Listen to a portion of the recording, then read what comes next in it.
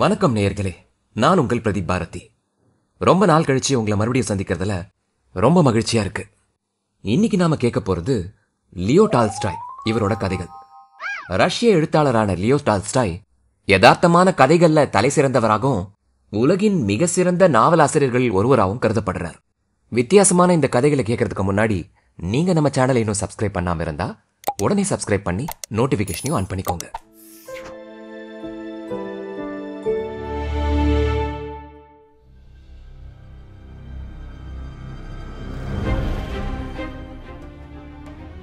முதல்ல நாம கேட்க போற கதையோட பேரு அது ஒரு காலம். ஒரு நாள் சில குழந்தைகள் கால்வாய் ஒன்றில் தானியமணி போன்ற ஒரு பொருளை கண்டெடுத்தார்கள். அதன் நடுவே ஒரு கீற்று ஓடி கிடந்தது. ஆனால் அது கோழி முட்டை அளவு பெரியதாக இருந்தது. அவ்வழியாக போய்க் கொண்டிருந்த பிரயாணி ஒருவன் அந்த பொருளை பார்த்தான். ஒரு காசு கொடுத்து குழந்தைகளிடமிருந்து அவன் அதை வாங்கினான். அதை நகரத்துக்கு எடுத்து போய் அதிசய பொருள் என்று சொல்லி அரசனிடம் அவன் விற்றுவிட்டான். அரசன் தனது மந்திரிகளை அழைத்தான். அது என்ன பொருளாக இருக்கும் என்று கண்டுபிடிக்கும்படி சொன்னான். மதியூக மந்திரிகள் அனைவரும் யோசித்தார்கள். யோசித்து யோசித்து பார்த்தார்கள். அவர்களுக்கு தலையும் புரியவில்லை, வாலும் விளங்கவில்லை. கடைசியாக ஒரு தினத்தில் அது ஜன்னல் ஓரத்தில் கிடந்த சமயம் பெட்டை கோழி ஒன்று உள்ளே புகுந்து அதை கொத்தி அதில் சிறு துவாரம் ஒன்றை ஏற்படுத்திவிட்டது. அப்பொழுது அங்கிருந்த ஒவ்வொருவருக்கும் புரிந்துவிட்டது அது தானியமணிதான் என்று. உடனே அந்த அறிஞர் பெருமக்கள் அரசனை நாடி சென்றார்கள். இது ஒரு தானியமணி ஆகும் என்று அறிவித்தார்கள். இதை கேள்விப்பட்ட அரசன் அதிக வியப்படைந்தான். அத்தகைய தானியம் எப்பொழுது எங்கே விளைந்தது என்று கண்டுபிடிக்கும்படி அரசன் மதியூக மந்திரிகளுக்கு கட்டளையிட்டான். அவ்வறிவு மணிகள் மீண்டும் ஆலோசித்தார்கள். அகப்பட்ட நூல்களில் எல்லாம் ஆராய்ந்து பார்த்தார்கள். எனினும் அதை பற்றி எதுவுமே புலனாகவில்லை. ஆகவே அவர்கள் மன்னனிடம் சென்று முறையிட்டார்கள். நாங்கள் எவ்விதமான பதிலும் தருவதற்கில்லை. அதை பற்றி எங்கள் புத்தகங்களில் ஒன்றுமே இல்லை. தாங்கள் குடியானவர்களைத்தான் விசாரிக்க வேண்டும். ஒருவேளை அவர்களில் சிலர் அவர்களது தந்தையாரிடமிருந்து கேள்விப்பட்டிருக்கலாம் தானியம் இந்த அளவுக்கு எந்த காலத்தில் எங்கே விளைந்தது என்று. ஆகையினால் மிகவும் வயதாகி போன குடியானவன் எவனையாவது தன் முன்னே கொண்டு வந்து நிறுத்த வேண்டும் என்று அரசன் ஆணையிட்டு விட்டான். அவனது பணியாளர்களும் அப்படிப்பட்ட மனிதன் ஒருவனை மன்னன் முன்னால் கொண்டு வந்து நிறுத்தினார்கள். முதிர்ந்து கூன் விழுந்து சாம்பல் போல் நிறம் வெளுத்து பல்லிழந்து காணப்பட்ட அந்த மனிதன் 2 கோள்களின் ஆதரவோடு தள்ளாடி வந்துதான் ராஜாவின் திருமுன்னிலே நிற்க முடிந்தது. அரசன் அவனிடம் அந்த தானியத்தை காட்டினான். ஆனால் அக்கிழவன் அதை சரியாக பார்க்க கூட இயலவில்லை. எனினும் அவன் தன் கைகளில் அதை வாங்கி தொட்டு தடவி பார்த்தான். கிழவா, இத்தகைய தானியம் எங்கே விளைந்தது என்று உன்னால் சொல்ல முடியுமா? இது மாதிரி தானியத்தை நீ எப்பொழுதாவது வாங்கியது உண்டா, அல்லது உன் வயல்களில் விதைத்தது உண்டா என்று மன்னன் கேட்டான். அந்த வயோதிகனின் காதுகள் மந்தமாகியிருந்தன. அதனால் ராஜாவின் பேச்சை அவன் சிரமப்பட்டுத்தான் கிரகிக்க முடிந்தது. மிகுந்த சிரமத்தோடு அவன் அதை புரிந்து கொள்ள முடிந்தது. முடிவில் அவன் அறிவித்தான், இல்லை, இது போன்ற தானியத்தை நான் என் வயல்களில் விதைக்கவும் இல்லை, அறுக்கவும் இல்லை. நாங்கள் தானியம் வாங்கிய காலத்தில் தானிய மணிகள் இப்பொழுது உள்ளது போல் சிறியதாகத்தான் இருந்தன. ஆனாலும் நீங்கள் என் தந்தையை விசாரித்து பாருங்கள். இந்த ரகமான தானியம் எங்கே விளைந்தது என்பதை ஒருவேளை அவர் கேள்விப்பட்டிருக்கலாம். எனவே அக்கிழவனின் தந்தை கண்டுபிடிக்கப்பட்டு அரசனின் முன்னர் கொண்டு வந்து நிறுத்தப்பட்டான். அந்த வயோதிகன் ஒரு கோல் ஊன்றி நடந்து வந்தான். மன்னன் அவனிடம் அந்த தானியத்தை காண்பித்தான். அவ்வயோதிக குடியானவனுக்கு இன்னும் பார்வை நன்றாகவே இருந்தது. அவன் தானியத்தை கூர்ந்து நோக்கினான். இது மாதிரி தானியம் எங்கே விளைந்தது என்று உம்மால் சொல்ல முடியுமா பெரியவரே? இதுபோல் நீர் வாங்கியது உண்டா, இல்லையே உமது வயல்களில் பயிரிட்டதாவது உண்டா என்று அரசன் கேட்டான். அந்த வயோதிகனுக்கு காதுகள் தெளிவாக கேட்காவிட்டாலும் கூட தனது மகனை விட நன்றாக கேட்டு தெரிந்து கொள்ள முடிந்தது அவனால். இல்லை, இது போன்ற தானியத்தை நான் எனது வயல்களில் விதைக்கவும் இல்லை, அறுக்கவும் இல்லை. வாங்குவது பற்றி சொல்ல போனால் என் காலத்தில் பணம் என்பது பழக்கத்துக்கு வரவே இல்லை. ஒவ்வொருவனும் தனக்கு வேண்டிய தானியத்தை பயிரிட்டான். அவசியம் ஏற்பட்ட போது பரஸ்பரம் பங்கிட்டுக் கொள்வதும் உண்டு. இது மாதிரி தானியம் எங்கே விளைந்தது என்று எனக்கு தெரியாது. நாங்கள் பயிரிட்ட தானியம் இந்த காலத்து தானியத்தை விட அளவிலும் பெரியதாக இருந்தது. மாவும் அதிகமாக கிடைத்தது. ஆனாலும் இத்தகைய தானியத்தை நான் பார்த்ததே இல்லை. என் தந்தை காலத்தில் தானியம் ரொம்பவும் பெரியதாக விளைந்தது. மிக அதிகமாக மாவும் இருந்தது என்று அவர் சொல்ல கேள்விப்பட்டிருக்கிறேன். நீங்கள் அவரை விசாரிப்பது நல்லது. என்று அவன் சொன்னான். ஆகவே ராஜா அந்த கிழவனின் தகப்பனை தேடி ஆட்களை அனுப்பி வைத்தான். அவர்கள் அவனையும் கண்டுபிடித்து விட்டார்கள். அவனும் மன்னன் முன்னால் அழைத்து வரப்பட்டான். அவன் ஊன்றுகோலின் உதவி இல்லாமலேயே தாராளமாக நடந்து வந்தான். அவன் பார்வை அருமையாக இருந்தது. காதுகள் தெல்ல தெளிவாக கேட்டன. பேச்சும் தெளிவாக இருந்தது. அவனிடம் அரசன் அந்த தானியத்தை காட்டியதும் அவன் அதை வாங்கி பார்த்தான். தனது கையில் வைத்து உருட்டினான். இப்படிப்பட்ட அருமையான தானியத்தை நான் கண்ணால் கண்டு ரொம்ப காலமாகிவிட்டது என்று சொல்லி அவன் அதில் கொஞ்சம் கிள்ளி எடுத்து வாயில் போட்டு ருசி பார்த்தான். அதே ரகம்தான் என்றும் சொன்னான். இந்த ரக தானியம் எங்கே எப்போது விளைந்தது என்று சொல்லு தாத்தா. இது மாதிரி நீ எப்பொழுதாவது வாங்கியது உண்டா அல்லது வயல்களில் பயிரிட்டது உண்டா என்று அரசன் கேட்டான். அந்த முது பெருங்கிழவன் தெரிவித்தான்.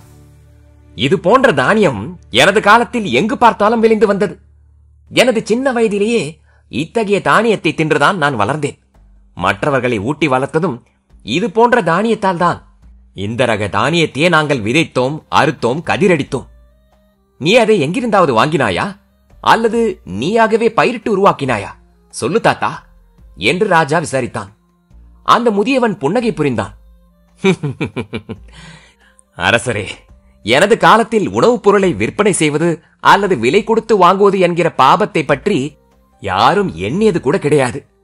பணம் எனும் விஷயமாக எங்களுக்கு எதுவும் தெரியாது.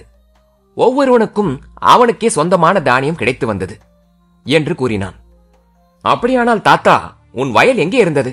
இது போன்ற தானியத்தை நீ எங்கே பயிரிட்டாய் என்று அரசன் மேலும் கேட்டான்.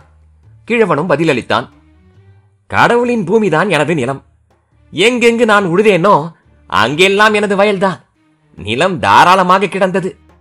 அதை தனது உடைமை என்று எந்த மனிதனும் சொந்தம் கொண்டாடியதில்லை. உழைப்பை மட்டுமே தங்களுக்கு சொந்தமானது என்று மனிதர் குறிப்பிட்டு வந்தனர். சரி, இன்னும் 2 கேள்விகளுக்கு மட்டும் பதில் சொல்லு, போதும். முதலாவது, பூமி அந்த காலத்தில் மட்டும் ஏன் இத்தகைய தானியங்களை தந்தது? இப்பொழுது ஏன் இப்படி விளைச்சல் தருவதில்லை? அத்தோடு 2வது கேள்வி, உனது பேரன் 2 கோள்கள் ஊன்றி நடப்பானேன்? உனது மகன் ஒரு கோலின் துணியோடு நடப்பது ஏன்? நீ மாத்திரம் கோல் எதுவும் இல்லாமல் நடப்பது எதனால்? உனது கண்கள் ஒளி நிறைந்து உள்ளன. உனது பற்கள் வலிவுடன் இருக்கின்றன. உனது பேச்சு தெளிவாகவும் காதுக்கு இனியதாகவும் இருக்கிறது. இதெல்லாம் எப்படி நேர்ந்தது என்று ராஜா கேட்டான். அரசரே, இவையெல்லாம் இவ்வாறு ஏற்பட்டிருப்பதின் காரணம் என்னவென்றால், தாங்கள் உழைப்பை கொண்டே வாழும் வழக்கத்தை மக்கள் இழந்து விட்டார்கள். மற்றவர்களின் உழைப்பை நம்பி வாழ பழகிக் கொண்டார்கள். அந்த காலத்தில் மனிதர்கள் கடவுளின் கட்டளைப்படி வாழ்க்கை நடத்தினார்கள். தங்களுக்கு உரியது எதுவோ அதை கொண்டு திருப்தி அடைந்தார்கள். மற்றவர்கள் உற்பத்தி செய்வதை அபகரிக்க வேண்டும் என்று அவர்கள் ஆசைப்பட்டதில்லை. இப்படி விளக்கம் கொடுத்தான் அந்த கிழவன். குற்றமும் தண்டனையும். விளாடமீர் என்னும் நகரத்தில் வாலிப வியாபாரி ஒருவன் வசித்து வந்தான். ஐவான் டிமிட்ரிச் அக்சனோவ் என்பது அவன் பெயர். அவனுக்கு 2 கடைகள் இருந்தன. சொந்த வீடு ஒன்றும் இருந்தது. அக்சனோவ் மிகவும் அழகானவன். மினுமினுக்கும் சுருட்டை முடி அவன் தலையை மிகவும் அழகுபடுத்தியது. வேடிக்கை நிறைந்தவன் அவன். பாட்டு பாடுவதில் அவனுக்கு அதிக ஆர்வம் இருந்தது. சின்னஞ்சிறு வயதிலேயே அவன் குடிக்க பழகிவிட்டான். குடி அளவுக்கு அதிகமாகி விடும்போது அவன் அமர்க்கலப்படுத்தி விடுவான். ஆனால் அவன் கல்யாணம் செய்து கொண்ட பிறகு குடிப்பதை நிறுத்திவிட்டான். எனினும் சமயா சமயங்களில் குடியை நாடுவதும் உண்டு. அப்பொழுது கோடை காலம். நிஷ்னி நகரத்து சந்தைக்கு போவதற்காக அக்சனோவ் கிளம்பிக் கொண்டிருந்தான். அவன் தனது குடும்பத்தினரிடம் விடைபெற்ற போது அவன் மனைவி அவனை நோக்கி, ஐவான் டிமிட்ரிச், நீங்கள் இன்றைக்கு போக வேண்டாம். நான் உங்களை பற்றி கெட்ட கனவு ஒன்று கண்டேன் என்று பதறினாள். அக்சனோவ் சிரித்தான்.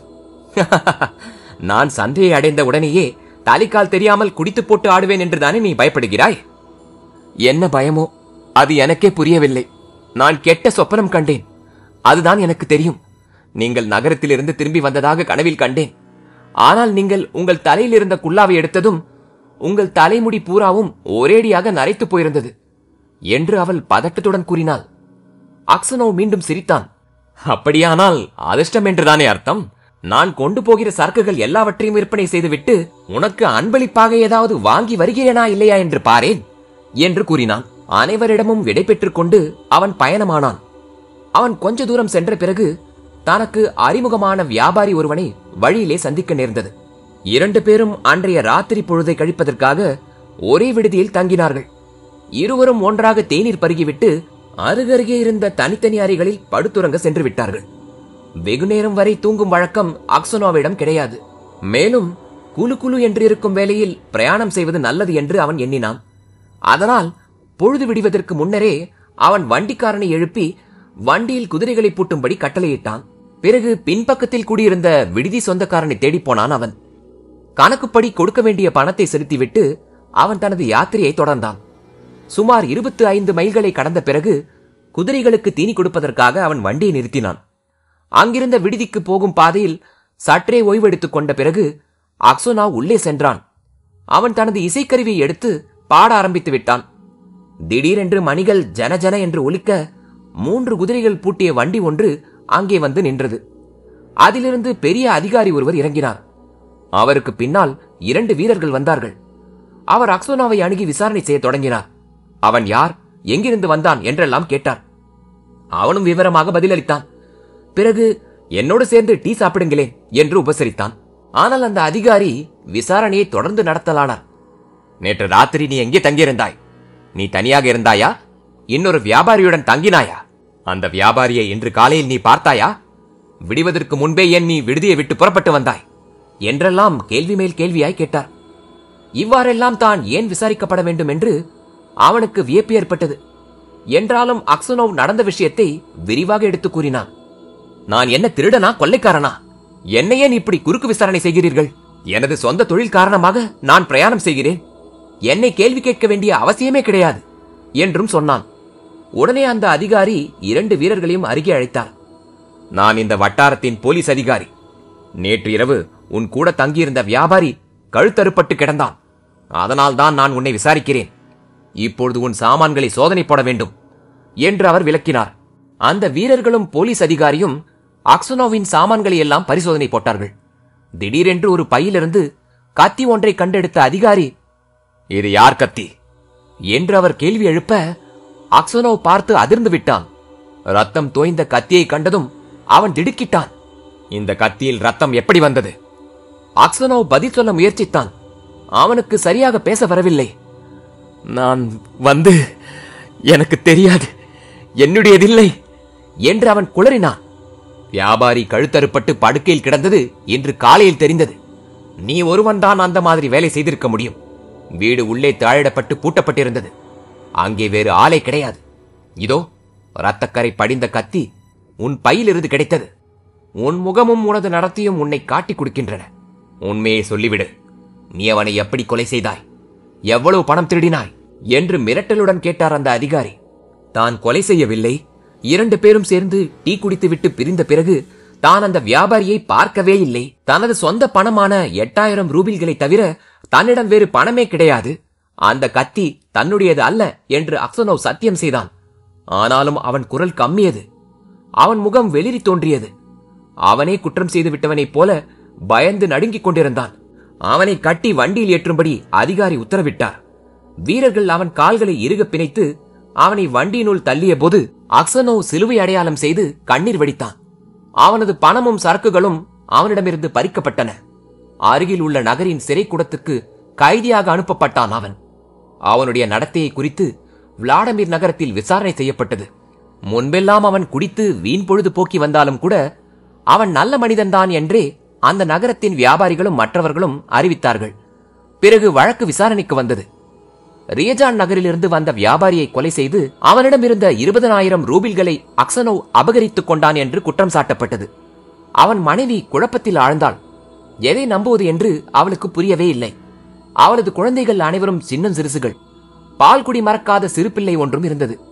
எல்லா குழந்தைகளையும் அழைத்துக் கொண்டு அவள் கணவன் ஜெயிலில் கிடந்த நகரை நோக்கி சென்றாள். முதலில் அவனை சந்திப்பதற்கு அவளுக்கு அனுமதி கிடைக்கவில்லை. பிறகு எவ்வளவோ அழுது கெஞ்சியதன் பயனாக அவள் அனுமதி பெற முடிந்தது. அவள் கணவனிடம் அவளை கூட்டிச் சென்றார்கள். ஜெயில் உடுப்பு அணிந்து விலங்குகள் மாட்டப்பெற்று கொடிய குற்றவாளிகளுடன் அடைத்து வைக்கப்பட்டிருந்த கணவனை பார்த்த உடனேயே அவள் தலை சுற்றி கீழே விழுந்து விட்டாள். வெகு நேரம் வரையில் அவள் விழிப்பு அடையவே இல்லை. பிறகு தனது குழந்தைகளை சேர்த்து அணைத்துக் கொண்டு அவள் அவனுக்கு அருகே அமர்ந்தாள். வீட்டு விஷயங்களை பற்றி அவனிடம் பேசினாள். அவனுக்கு என்ன நேர்ந்தது என்று விசாரித்தாள். அவன் நடந்தது முழுவதையும் அவளிடம் சொன்னான். இனிமேல் நாம் என்ன செய்யலாம் என்று அவள் கேட்டாள். குற்றம் எதுவும் செய்யாத ஒருவன் அழிந்து போகாதபடி காப்பாற்ற வேண்டும் என்று கோரி ஜார் மன்னனுக்கு மனு செய்ய வேண்டும்.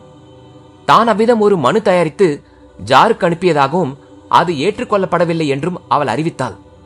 அக்சனோவ் மறுபேச்சு பேசவில்லை. அவன் முகம் வாட்டத்துடன் தாழ்ந்து விட்டது. அவன் மனைவி சொன்னாள், உங்கள் தலைமுடி நரைத்து போனதாக நான் சொப்பனம் கண்டேனே, ஞாபகம் இருக்கிறதா? அதில் அர்த்தமில்லாமல் இல்லை. நீங்கள் அன்றைக்கு பயணம் தொடங்கி இருக்கக்கூடாது. பிறகு அவனது தலைமயிரினூடே தன் விரல்களை ஓடவிட்டவாறே அவள் கேட்டாள், எனது அருமை வான்யா, உங்கள் மனைவியிடம் உண்மையை சொல்லுங்கள். அந்த காரியம் செய்தது நீங்கள் இல்லையே. அப்படியானால் நீ கூட என்னை சந்தேகப்படுகிறாயா என்றான் அக்சனோவ். அவன் முகத்தை தனது கைகளால் மூடிக்கொண்டு அழ ஆரம்பித்து விட்டான். மனைவியும் மக்களும் அங்கிருந்து போய்விட வேண்டும் என்று காவல்காரன் வந்து தெரிவிக்கவே அக்சனோவ் தனது குடும்பத்திற்கு பிரிவு வணக்கம் அறிவித்தான். அவனுடைய இறுதி உபசாரம் அதுதான். அவன் போய் சேர்ந்ததும் மனைவி பேசியதையெல்லாம் எண்ணி பார்த்தான் அக்சனோவ். தனது மனைவி கூட தன் மீது சந்தேகப்படுகிறாள் என்று நினைப்பிழவும், கடவுள் ஒருவருக்குத்தான் உண்மை தெரியும் போலிருக்கிறது. அவருக்குத்தான் நான் மனு செய்து கொள்ள வேண்டும். அவரிடமிருந்துதான் நான் கருணையை எதிர்பார்க்க வேண்டும் என்று அக்சனோவ் தன்னைத்தானே தேற்றிக் கொண்டான். ஆகவே அக்சனோவ் அதற்கு பிறகு எந்தவிதமான மனுவும் எழுதவில்லை. தனக்கு விடுதலை கிடைக்கும் என்ற நம்பிக்கையை அவன் துறந்து விட்டான். ஆண்டவனை நினைத்து பிரார்த்தனை மட்டும் புரிந்து வந்தான். அவனுக்கு கசியடி கொடுக்க வேண்டும், அப்புறம் சுரங்க வேலைக்கு அவனை அனுப்பிட வேண்டும் என்று தண்டனை விதிக்கப்பட்டது. அவ்வாறே அக்சனோவ் கசையினால் அடிக்கப்பட்டான். அதனால் ஏற்பட்ட காயங்கள் ஆறிய பிறகு இதர குற்றவாளிகளுடன் அவனும் சைபீரியாவுக்கு அனுப்பப்பட்டான். 26 வருட காலம் அக்சனோவ் சைபீரியாவில் குற்றவாளியாக தண்டனை அனுபவித்து வாழ்ந்தான். அவனுடைய தலைமயிர் பனி மாதிரி வெளுத்து போயிற்று. அவனது தாடி நீண்டு கொண்டு மெல்லியதாய் நரை ஓடி வளர்ந்தது. அவனது உற்சாகம் ஒழிந்து போய்விட்டது. அவன் கூனி குறுகி போனான். அவன் நடையிலே தளர்ச்சி காணப்பட்டது. அவன் அதிகமாக பேசுவதில்லை, ஒருபோதும் சிரிப்பதில்லை. ஆனால் அடிக்கடி பிரார்த்தனை செய்தான். அவன் சிறையில் செருப்பு தைக்கும் தொழிலை கற்றுத் தேர்ந்தான் அக்சனோவ். அதன் மூலம் அவனுக்கு கொஞ்சம் பணம் கிடைத்தது. அதை கொண்டு அவன் ஞானிகளின் வாழ்க்கை என்ற புத்தகத்தை வாங்கினான். சிறையினுள் வெளிச்சம் நிலவுகிற வரையில் அவன் அந்த நூலை படிப்பான். ஞாயிற்றுக்கிழமைகளில் சிறையில் உள்ள மாதா கோயிலில் பிரார்த்தனை நேரத்தின் போது புதிய ஏற்பாட்டில் உள்ள திருமுகத்தை அவன்தான் வாசிப்பான். தேவகீதம் பாடுவதிலும் அவன் கலந்து கொள்வான். அவனுடைய குரல் மட்டும் இன்னும் நன்றாகவே இருந்தது.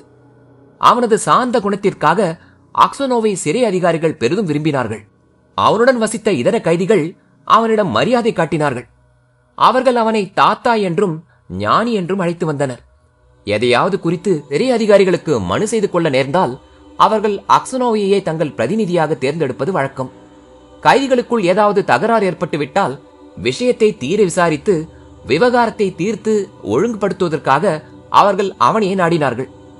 அக்சனோவின் வீட்டிலிருந்து எந்தவித தகவலும் எட்டவில்லை. அவனது மனைவியும் மக்களும் உயிரோடு இருந்தார்களா இறந்து போனார்களா எனும் விஷயமே அவனுக்கு தெரியாமல் போய்விட்டது. ஒரு நாள் அந்த ஜெயிலுக்கு புதிதாக கைதிகளின் கூட்டம் ஒன்று வந்து சேர்ந்தது. மாலை வேளையில் பழைய கைதிகள் புதிய ஆசாமிகளை சூழ்ந்து கொண்டு யார் யார் எந்தெந்த ஊர்களிலிருந்து வந்திருக்கிறார்கள், என்ன காரணத்திற்காக தண்டனை பெற்றுள்ளார்கள் என்றெல்லாம் விசாரித்தார்கள். மற்றவர்களோடு கூடி அக்சனோவும் புதிதாக வந்தவர்களுக்கு அருகே உட்கார்ந்திருந்தான். அவன் உற்சாகமற்ற முறையிலேயே அனைத்தையும் கேட்டுக்கொண்டிருந்தான். புதிய குற்றவாளிகளில் திடகாத்திரமான நெட்டையன் ஒருவன் இருந்தான்.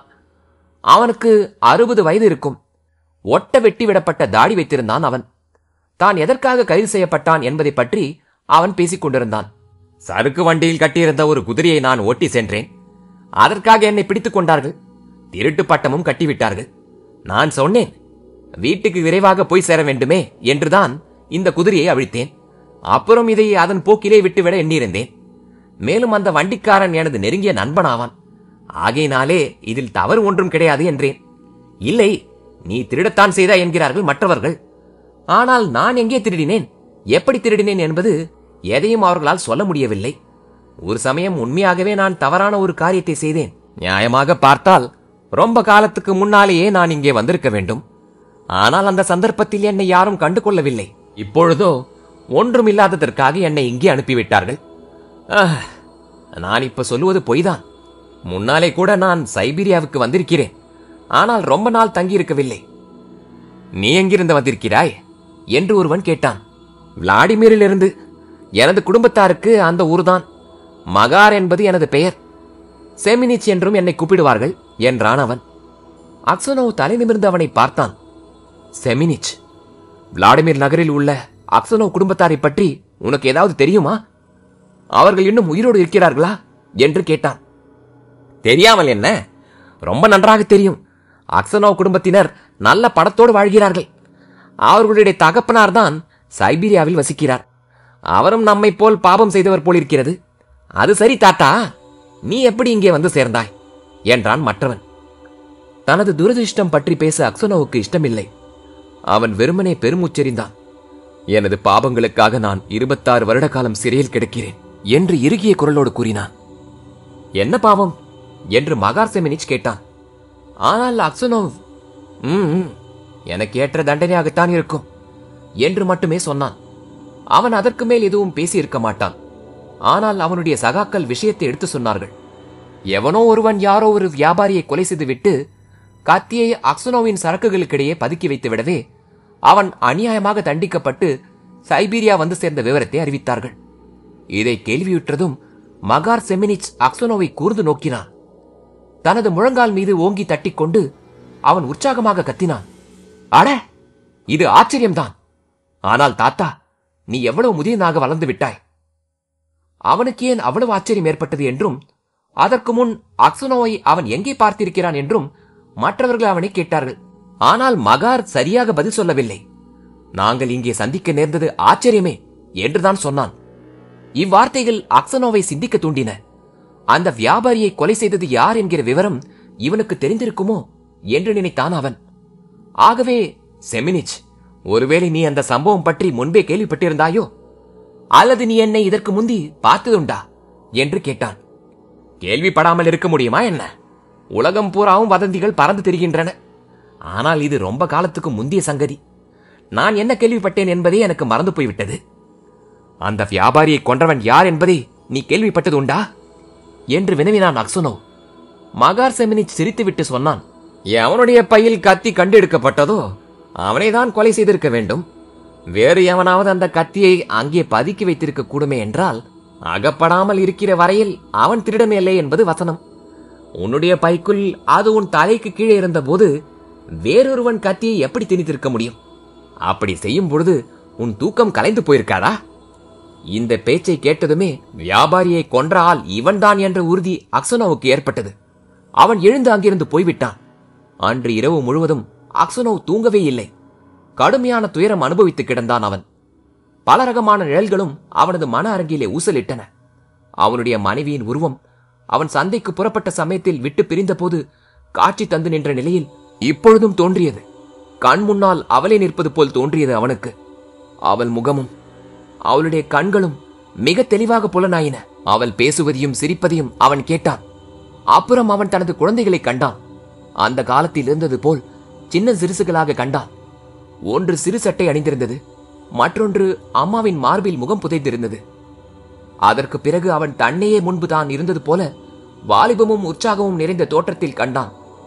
கைது செய்யப்படுவதற்கு முன்பு விடுதியின் முற்றத்தில் அமர்ந்து இசைக்கருவியை மீட்டிக்கொண்டு தான் பாடியிருந்த நிலையை எண்ணி பார்த்தான் அவன். அக்காலத்தில் எப்படி வாழ்ந்தான் அவன்? கவலை என்பதையே அறியாதவனாக. தான் கசியடி பட்ட விதத்தையும் தண்டனை கொடுத்தவனையும் சுற்றி நின்று வேடிக்கை பார்த்த ஜனத்திரளையும் அவன் மனத்திரிலேயே கண்டான். விலங்குகளையும் குற்றவாளிகளையும் 26 வருட சிறை வாழ்க்கையையும் அகாலத்திலேயே வந்துவிட்ட மூப்பையும் பற்றி நினைத்தான் அவன். அந்த எண்ணமெல்லாம் அவனுக்கு வேதனையே தந்தது. தன்னைத்தானே அழித்து விடலாமா என்று யோசிக்கிற அளவுக்கு வெறுப்பு ஏற்படுத்தியது. எல்லாம் இந்த கயவனின் செயல்தான் என்று நினைத்தான் அக்சனோவ். மகார் செமினிச் மீது மாபெரும் ஆத்திரம் உண்டாயிற்று அவனுக்கு. அவன் பேரில் வஞ்சம் தீர்த்து கொள்ள வேண்டும். அம்முயற்சியில் தானே அழிந்து பட்டாலும் சரிதான் என்ற எண்ணம் மேலோங்கி நின்றது. இரவு முழுவதும் அவன் பிரார்த்தனை பண்ணியதும் பயனில்லை. மனம் அமைதி காண முடியாமல் தவித்தது. பகல் வேளையில் அவன் மகார் செமினிச்சின் அருகில் செல்லவே இல்லை. அவன் பக்கம் திரும்பியும் பார்க்கவில்லை. இந்த விதமாக 2 வாரங்கள் கழிந்தன. இரவு நேரங்களில் அவன் தூங்குவதே இல்லை. என்ன செய்வது என்று புரியாமல் குழம்பி திண்டாடினான் அவன். ஓர் இரவில் அவன் சிறையினுள் சுற்றி வந்து கொண்டிருந்தான். ஓரிடத்தில் கைதிகள் படுத்து உறங்குவதற்குரிய பகுதியின் ஒரு பக்கத்திலிருந்து மண் உருண்டு புரண்டு வெளியே வருவதை அவன் கவனித்தான். அது என்ன என்று ஆராய்வதற்காக அவன் அங்கேயே நின்றான். திடீரென்று உள்ளே இருந்து மகார் செமினிச் வெளியே ஊர்ந்து வந்தான். அக்சனோவை கண்டதும் பயத்தினால் அவன் முகம் வெளிரியது. அக்சனோவ் அவனை பாராதது போல் அப்பால் செல்ல முயன்றான். ஆனால் மகார் அவன் கையை பற்றி நிறுத்தினான். தான் சுவருக்கு அடியில் ஒரு துவாரம் தோண்டிவிட்டதாகவும் தோண்டி எடுத்த மண்ணை கொஞ்சம் கொஞ்சமாக பூட்ஸில் வைத்து ஒவ்வொரு நாளும் வெளியே எடுத்து சென்று கைதிகள் வேலைக்கு போகிற வழியில் ராஸ்தாவில் கொட்டி அப்புறப்படுத்தி விட்டதாகவும் மகார் சொன்னான். நீ சும்மா வாயை மூடிக்கொண்டிருக்கிறவா? நீயும் வெளியேறி விடலாம். நீ உளறி விட்டாயானால் என் தோலை உரித்து உயிரை எடுத்து விடுவார்கள். ஆனால் அதற்கு முந்தி நான் உன்னை ஒழித்து கட்டிவிடுவேன் என்று அவன் எச்சரித்தான். தனது பகைவனை பார்க்க பார்க்க அக்சனோவுக்கு கோபம் பொங்கியது. அதனால் அவன் தேகம் பதறியது. அவன் தனது கையை இழுத்துக் கொண்டான். தப்பி ஓட வேண்டும் என்கிற ஆசை எனக்கு இல்லை. நீ என்னை கொல்ல வேண்டும் என்கிற தேவையும் இல்லை. ரொம்ப காலத்துக்கு முந்தியே நீ என்னை கொன்றுவிட்டாய். உன்னை காட்டிக் கொடுக்கிற விஷயத்தில் நான் உள்ளதை சொல்லிவிடலாம், சொல்லாமலும் இருக்கலாம். அது கடவுள் திருவுள்ளப்படி நடக்கும் என்று சொல்லிவிட்டான். மறுநாள் குற்றவாளிகளை வேலைக்கிட்டு சென்றபோது கைதிகளில் எவனோ ஒருவன் பூட்ஸில் மண்ணை எடுத்து வந்து வெளியே கொட்டுவதாக காவல் வீரர்கள் கண்டுபிடித்து விட்டார்கள். சிறை முழுவதும் சோதனை போடப்பட்டதில் கள்ள வழி அம்பலமாகிவிட்டது. விஷயம் அறிந்த கவர்னர் வந்தார். அப்படி வழி தோண்டியவன் யார் என்று கண்டுபிடிப்பதற்காக அவர் எல்லா கைதிகளையும் விசாரித்தார். தங்களுக்கு எதுவுமே தெரியாது என்று எல்லோரும் சாதித்தார்கள். தெரிந்து வைத்திருந்தவர்கள் மகார் செமினிச்சை காட்டிக் கொடுக்க விரும்பவில்லை. அவ்வாறு செய்தால் கசியடி கொடுத்து அவனை சாகடித்து விடுவார்கள் என்பதை அனைவரும் அறிவார்கள். கடைசியாக கவர்னர் அக்சனோ பக்கம் திரும்பினார். அவன் நீதி தவறாத மனிதன் என்பது அவருக்கு தெரியும். ஆகவே அவர் கேட்டார், உண்மையே பேசும் முதியவன் நீ. கடவுளுக்கு பொதுவாக சொல்லு, இப்படி குழி பறித்தவன் எவன் என்று. மகார் செமினிச் தனக்கு எதுவுமே சம்பந்தம் இல்லாதது போல கவர்னரையே பார்த்தபடி நின்றான். அவன் அக்சனோ மீது சிறு பார்வை கூட செலுத்தினான் இல்லை. அக்சனோவின் உதடுகளும் கரங்களும் துடித்தன. வெகு நேரம் வரை அவனால் ஒரு வார்த்தை கூட பேச முடியவில்லை. என் வாழ்க்கையை பாழ்படுத்தியவனை நான் ஏன் மூடி மறைக்க வேண்டும்? நான் அனுபவித்த கொடுமைகளுக்கு ஈடாக அவன் துயரப்பட வேண்டியதுதான். ஆனால் நான் சொல்லிவிட்டால் இவர்கள் அவனை சவுக்கால் அடித்து கொன்று விடுவார்களே. நான் அவனை சந்தேகிப்பது தவறாகவும் இருந்து விடலாம். பார்க்க போனால் இதனால் இனி எனக்கு என்ன நன்மை வந்துவிடப் போகிறது என்றெல்லாம் யோசித்தான் அவன். உண்மையை சொல்லு கிழவா, சுவருக்கு கீழே வழி தோண்டியது யார் என்று கவர்னர் மறுபடியும் கேட்டார். அக்சனோ மகார் செமினிச்சை பார்த்தான். என்னால் சொல்ல முடியாது எஜமான். நான் சொல்லியே தீர வேண்டும் என்பது கடவுளின் விருப்பம் அல்ல. என்னை நீங்கள் என்ன வேண்டுமானாலும் செய்து கொள்ளுங்கள். நான் உங்கள் ஆதிக்கத்தில் இருப்பவன் என்றான் அவன். கவர்னர் எவ்வளவோ முயன்றும் முடியாது போயிற்று. அக்சனோ அதிகப்படியாக எதுவும் பேசவே இல்லை. ஆகையினால் அந்த விவகாரத்தை அப்படியே விட்டுவிட நேர்ந்தது. அன்று இரவில் அக்சனோ படுக்கையில் கிடந்து கண்ணயிரும் சமயத்தில் யாரோ மெதுவாக வந்து படுக்கை மீது உட்காருவதை உணர முடிந்தது. இருளினூடே உற்று நோக்கிய போது அப்படி வந்தவன் மகார்தான் என்பதை அவன் புரிந்து கொண்டான். இன்னும் உனக்கு என்னதான் வேண்டும்? நீ ஏன் இங்கு வந்தாய் என்று அக்சனோ கேட்டான். மகார் செமினிச் மௌனமாக இருந்தான். ஆகவே அக்சனோ எழுந்து உட்கார்ந்து பேசினான். உனக்கு என்ன வேண்டும்? இங்கிருந்து போய்விடு, இல்லாவிடில் காவல்காரனை கூப்பிடுவேன். அக்சனோவை நெருங்கி குனிந்தவாறு மகார் முணுமுணுத்தான். ஐ வாண்ட் டிமிட்ரிச், என்னை மன்னித்து விடு என்று. எதற்காக என்று கேட்டான் அக்சனோ. அந்த வியாபாரியை கொன்று கத்தியை உன் பைக்குள் மறைத்து வைத்தவன் நான் தான். நான் உன்னையும் ஒழித்துவிட எண்ணினேன். ஆனால் வெளியே ஏதோ சத்தம் கேட்கவும் கத்தியை உன் பைக்குள் திணித்து விட்டு ஜன்னல் வழியாக நான் தப்பி ஓடிவிட்டேன். அக்சனோ பேசவில்லை. என்ன சொல்வது என்றே தோன்றவில்லை அவனுக்கு. மகார் செமினிச் படுக்கையிலிருந்து கீழிறங்கி தரை மீது மண்டியிட்டபடி பேசினான். ஐ வாண்ட் டிமிட்ரிச், என்னை மன்னித்து விடு. கடவுளின் மீது கொண்டுள்ள அன்பு காரணமாக நீ என்னை மன்னித்து விடு. அந்த வியாபாரியை கொலை செய்தவன் நான் தான் என்பதை நான் ஒப்புக்கொண்டு விடுகிறேன். நீ உன் வீடு போய் சேரலாம். இப்படி பேசுவது உனக்கு எளிதாக இருக்கலாம். ஆனால் உனக்காக நான் இந்த 26 வருட காலம் அனுபவித்த கொடுமைகள் கொஞ்ச நஞ்சமல்ல. இனிமேல் நான் எங்கே போக முடியும்? என் மனைவி செத்து போனால் என் மக்கள் என்னை மறந்து விட்டார்கள். எனக்கு போக்கிடம் எதுவுமே இல்லை என்று சொன்னான் அக்சனோ. மகார் செமினிச் எழுந்திருக்கவே இல்லை. அவன் தரை மீது தன் தலையை மோதிக்கொண்டு அழுதான். ஐ வாண்ட் டிமிட்ரிச், என்னை மன்னித்து விடு. அவர்கள் என்னை கசையினால் அடித்து நொறுக்கிய போது கூட எனக்கு இவ்வளவு கஷ்டமாக இல்லை. இப்போதைய நிலையில் உன்னை பார்க்கும்போதுதான் என்னால் சகிக்க முடியவில்லை. என்றாலும் நீ எனக்காக இறக்கப்பட்டாய். என்னை நீ காட்டிக் கொடுக்கவே இல்லை. நான் ஒரு கொடும் பாவி. கிறிஸ்துவின் பேரால் கெஞ்சுகிறேன், என்னை மன்னித்து விடு. அவன் அழுது புலம்புவதை கேட்டதும் அக்சனோவுக்கும் அழுகை பொங்கி வந்தது. அவன் சொன்னான், கடவுள் உன்னை மன்னிப்பார். பார்க்க போனால் நான் உன்னை காட்டிலும் 100 மடங்கு மோசமானவனாக இருக்கலாம். இந்த வார்த்தைகளை சொன்னதும் அவன் உள்ளத்தின் சுமை கரைந்தே போயிற்று. வீட்டுக்கு போக வேண்டும் என்ற ஆசை கூட அவனை விட்டு போய்விட்டது. சிறையை விட்டு வெளியேற வேண்டும் என்கிற ஆசை இப்பொழுது அவனுக்கு இல்லவே இல்லை. தனக்கு மரணம் விரைவில் விடுதலை அளிக்கும் என்றுதான் அவன் நம்பினான். அக்சனோ எவ்வளவோ எடுத்து சொல்லிய போதிலும் மகார் தான் செய்த குற்றம் பற்றி உண்மையை ஒப்புக்கொண்டு விட்டான். ஆனாலும் விடுதலை உத்தரவு வந்து சேர்வதற்குள் அக்சனோ இறந்து போனான். ஒரு வித்தியாசமான கதை தான் இல்ல? இந்த கதை சில பேருக்கு பிடிக்கலாம், சில பேருக்கு பிடிக்காமலும் இருக்கலாம். உங்களுடைய கருத்து என்னங்கிறத மறக்காம கமெண்ட் செக்ஷன்ல பதிவு பண்ணுங்க. உங்களுக்கு ஒருவேளை இந்த கதை பிடிச்சிருந்தா மறக்காம லைக் பண்ணுங்க. மற்றவங்களுக்கு இந்த கதையை ஷேர் பண்ணுங்க. நீங்க ஒருவேளை நம்ம சேனல் இன்னும் சப்ஸ்கிரைப் பண்ணாம இருந்தா உடனே சப்ஸ்கிரைப் பண்ணி நோட்டிபிகேஷனையும் ஆன் பண்ணிக்கோங்க. அப்பதான் நம்ம சேனலோட கதைகள் உங்களுக்கு உடனுக்குடன் வந்து சேரும். மறுபடியும் ஒரு சுவாரஸ்யமான கதையோடு விரைவில் உங்களை சந்திக்கும் வரை உங்களிடமிருந்து விடைபெறுவது உங்கள் பிரதீப் பாரதி.